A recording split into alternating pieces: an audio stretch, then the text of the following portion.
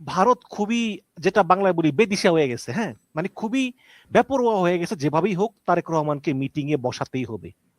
আপনার বাসায় কোনো মেহমান যদি মানে কারো দাওয়াত দেন, আপনি যদি আমাকে বলেন যে মিশন ভাই আপনি আমার বাসায় কিন্তু রাত 8টার মধ্যে আসবেন, এরপরে আসলে কিন্তু আর আগামী 1 বছরের মধ্যে দাওয়াত পাবেন না।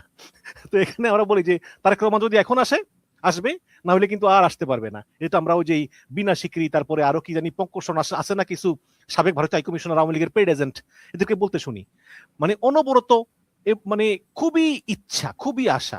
এমনকি দীনেশ ত্রিবেদীও বলেছেন যে নরেন্দ্র মোদী বলেছেন যে তারেক রহমানকে উপযুক্ত সম্মান দিয়ে অভাবনীয় কূটনৈতিক পুরস্কার দেওয়া হবে। হঠাৎ করে কেন তারেক রহমানকে এখনই সফরে নিতে হবে?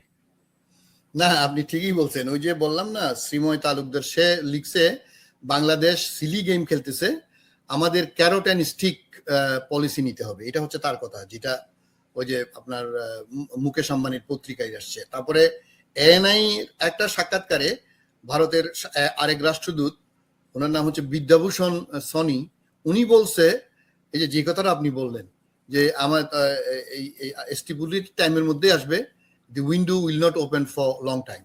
এই যে যেটা বললেন আপনি, 8টার পরে কিন্তু আর খাইতে দিব না, 8টার মধ্যে আসলে ভাত পাইবে, নাইলে বন্ধ, এরকম একটা ভাব। তারপরে আপনি এই যে পিনাক অথবা ভিনা সিকরি, এদের কথা তো বলে লাভ নাই, পঙ্কজ শরণ, হ্যাঁ পঙ্কজ শরণ, এরা তো আছে। আমি আরো একটা দেখলাম যে তাদের শ্যাম সারান, যেটা পররাষ্ট্র সচিব ছিল, তারও একটা সাক্ষাৎকার আমি কারণ থাপরের সাথে দেখলাম। But they are rational. এই যে আমাদের দেশে যেগুলো ছিল, এগুলা একটা পিকুলিয়ার কথাবার্তা বলে, মানে ইরেশনাল কথাবার্তা বলে। আমার কাছে আশ্চর্য লাগে বিনা সিকরির মতো এই আপনার এই মহিলা। আরেকজন একাডেমিকের সাথে আমরা ডিসকাস করছিলাম, বাংলাদেশ বিষয়ক অনেক বইটই লিখছে, শ্রীরাধা, ডক্টর শ্রীরাধা দত্তকে একবার আমি জিজ্ঞেস করছিলাম, শি ইজ এ বেঙ্গালি। আমি বললাম আপনারা এত ইরেশনাল কেন? বলছে কিরকম? আমি বললাম না, আপনি যে মানে শেখ হাসিনার কথা বললেন, আমরা 2000 সালের আগে বা 90 এর আগে যে বেগম খালেদা জি এবং শেখ হাসিনাকে দুজনকে আমরা সম্মান করতাম, এবং দুজনকেই আমরা বাংলাদেশের রাজনীতির গণতন্ত্রের একদম সোপান মনে করতাম। কিন্তু what you did around Sheikh Hasina, বলতে আমরা করছি মানে, আমি বললাম আপনি তো এটা অ্যাভয়েড করতে পারেন না, ইউ ক্যানট অ্যাভয়েড। তাকে যে আজকে ধ্বংস করলেন, বিএনপি আওয়ামী লীগ যে একটা এই যে রাইভেলরি বলেন, প্রতিদ্বন্দ্বী বলেন, অথবা ডিওপলি বলেন ছিল, ইউ হ্যাভ ডিস্ট্রয়েড ইট। আমি এভাবে বলছি তাকে। তো আজকে আপনাকে আমি বলতে চাই, উনি পরবর্তীতে হয়তো বুঝতে পারতেছেন। ব্যাপারটা হলো, আমি আপনাকে যেটা সংক্ষেপে আমি বুঝি আমার ক্ষুদ্র জ্ঞানে মিশন ভাই, সেটা হলো আসলে ভারত হয়েছে কি জানেন, ভারত আমাদেরকে মনে করছে যে এদেরকে আমরা স্বাধীন করে দিছি, মানে ওই যে এরকম আর কি, আমরা মানে আপনি ঘটক হইলেন, বিয়ে করেছেন, পারলে বউটাও আপনি নিয়ে যাবেন, বুঝছেন না? আপনি যদি এই যে আমরা ভারতের প্রথম প্রধানমন্ত্রী জওহরলাল নেহরুর কথা যদি আপনি বলেন, উনি মৃত্যুর আগ পর্যন্ত he was determined that Bangladesh will be part of West Bengal, it will be another state. উনি বিশ্বাস করতেন সেটা, আপনি ওনার বই পড়েন। এবং তারা আমাদেরকে এত আন্ডারস্টিমেট করে, আমরা যে 47-এ পুরো বেঙ্গল চাইছিলাম তারা যে করে নাই, এবং আমরা যে এইটা দিলাম তাদের মনে ছিল যে আপাতত দে, এটা পরে আমরা নিয়ে আসব। এবং সেটা শেখ মুজিব এবং শেখ হাসিনার ইতিহাস আপনারা দেখেন। এখানে তো হঠাৎ করে জিয়াউর রহমান আবিষ্কার হয়েছে, আপনি বুঝেন না, হঠাৎ করে খালেদা জিয়া আসছে। এখন তারা তো মনে করছে এখানে সব পাপেট। এখানে যে রয়্যাল বেঙ্গল টাইগার আছে, এখানে যে শুধু কুকিলের কাক ডাকে তা না তো, এখানে তো রয়্যাল বেঙ্গল টাইগার আছে। এই রয়্যাল বেঙ্গল টাইগারের সংখ্যা হচ্ছে এখানে 95%, মেবি 5%, 7%, 10% হইতে পারে কুকিল অথবা কাক। এই জন্য আপনাকে আজকে আমি অত্যন্ত গর্বের সাথে আমি বলতে চাই, আমাদের প্রধানমন্ত্রী, যে আপনি বললেন না, প্রধানমন্ত্রী Tarique Rahman is the son of blood of late president Zia. আমি গর্বের সাথে বলবো, আমি এই বাহাদুরের বাচ্চা বাহাদুরকে আজকে আমি সেলিউট জানাবো যে তোমার সাথে আমার কথা হবে ফর মিউচুয়াল ইন্টারেস্ট। আমি সার্বভৌম বাংলাদেশ, তুমি সার্বভৌম ভারত। আমার দেশের ইন্টারেস্টের বাইরে আমার কোনো কথা তোমার সাথে হবে না। আপনি দেখেন, জাপানের প্রধানমন্ত্রী আমাদের প্রধানমন্ত্রীকে দাওয়াত দিছে, সৌদি বাদশাহ বা ডিফেক্টো বাদশাহ ক্রাউন প্রিন্স দাওয়াত দিছে। আমি তো মনে করি উনার প্রথম এখন সৌদি আরব যাওয়া উচিত। আমাদের আল্লাহর ঘরে উনি নামাজ পড়ে আসুক, আমাদের রসুল্লাহ সাল্লাহ ইসলামের রাজা মুবারক জিয়ারত করে আসুক, তারপর উনি অন্য কাজ করবে। তারপরে আমরা মক্কা চুক্তি করব। আপনি যে বললেন মক্কা চুক্তি, it is now essential for us. Mecca চুক্তি আমরা করব, তারপরে মক্কা চুক্তির আগে একটু বলি, আপনি যে স্যালুট জানালেন প্রধানমন্ত্রীকে তার এই দৃঢ়চেতা মনোভাবের জন্য, বাট ভারতের বিভিন্ন মিডিয়া বলতেছে যে তিনি আসলে মানে জামাতের কুপরামর্শে তিনি এগুলো করতেছেন, বিরোধী দলের চাপে জামাত এনসিপির কুপরামর্শে তিনি আসলে এগুলো করতে বাধ্য হচ্ছেন। আপনার আসলে এই ব্যাপারে কি মনে হয়?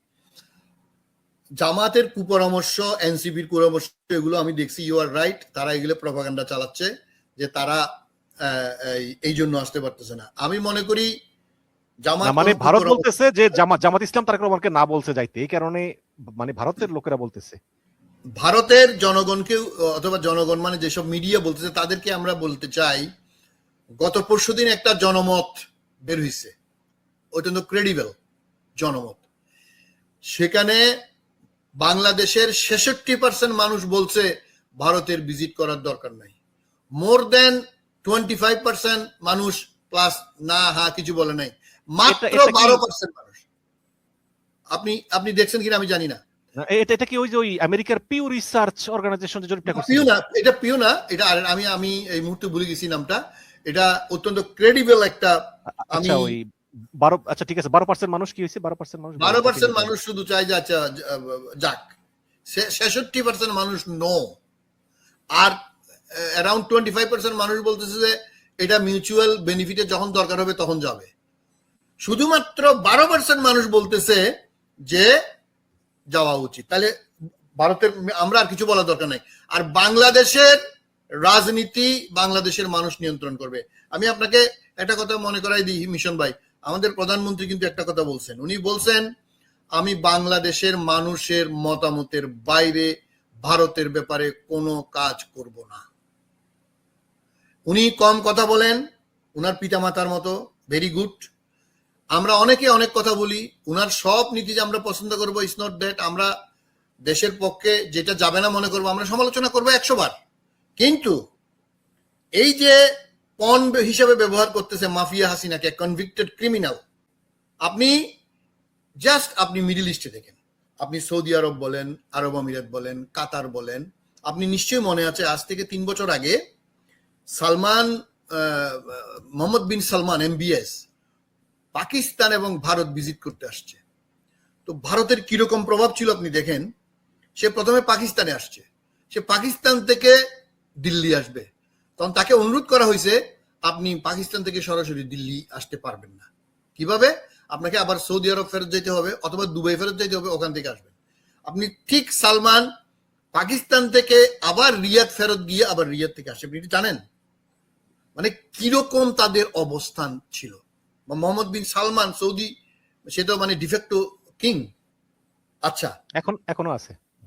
আচ্ছা, এখন কি হয়েছে দেখেন, মিডল ইস্টের যুদ্ধের কারণে হোক, যে কোনো কারণে হোক, একটু হইলেও তাদের সম্বিত, আমরা গরু গুস্ত খাইয়া মুসলমান, তো আমাদের তো ব্রেন খুব মোটা, টু বি ভেরি ফ্র্যাঙ্ক। এখন মনে হয় কিছুটা সম্বিত ফিরে পাইছে। প্রথম সৌদি আরব পাকিস্তানের সাথে একটা চুক্তি করলো, এবং গত মাসে আপনার সৌদি আরব, টার্কি যেটা এবং পাকিস্তান, যেটা মক্কা চুক্তি বলা হতো, যেটা আমরা হয়তো পরে ডিসকাস করব, এই চুক্তি করার পরে আপনার ভারতের অবস্থা ত্রাহি মধুসূদন। এখন আমি গত 2-3 দিন ভারতের যেগুলো আমি শুনি, যেমন ফোর্স ম্যাগাজিনে মানে মিস্টার সাউনি, ভেরি গুড, কারণ থাপর, আরফা খানম, এদের আমি টক শো গুলো দেখি। ওরা ভারতের বিভিন্ন বড় বড় এবং তারা রেশনাল কথাবার্তা মোটামুটি বলে, আপনি বলতে পারেন। তো আমি এদের টক শোতে দেখলাম যে ভারতের যে পররাষ্ট্র নীতির যে আপনার দৈন্যদশা, জয়শঙ্কর। কিন্তু জনাব জয়নাল আবেদিন, আমি যতটুকু জানি যে বাংলাদেশ বিষয়টা আসলে ভারতের বিদেশ মন্ত্রক দেখে না, এটা সরাসরি প্রধানমন্ত্রীর দপ্তর থেকে পরিচালিত হয়। এবং যেটা আপনি পাবেন যে তারেক রহমানের সঙ্গে প্রথম সাক্ষাতের পরই ভারতীয় হাইকমিশনার দীনেশ ত্রিবেদী ছুটে গিয়েছেন দিল্লিতে এবং সেখানে সরাসরি সাক্ষাৎ করেছেন প্রধানমন্ত্রী নরেন্দ্র মোদীর সঙ্গে। প্রায় 1 ঘন্টা ব্যাপী বৈঠকে ত্রিবেদী বলেছেন যে আসলে ভারতের প্রধানমন্ত্রী নরেন্দ্র মোদী খুবই খুবই উৎসুক, তিনি একটা মিটিং করবেন তারেক রহমানের সঙ্গে। তো এই জিনিসটা আমার মনে হয় যে আপনি ক্লিয়ার করবেন যে আসলে সরাসরি প্রধানমন্ত্রী তো দেখে কিনা। আর দ্বিতীয়ত খুবই মানে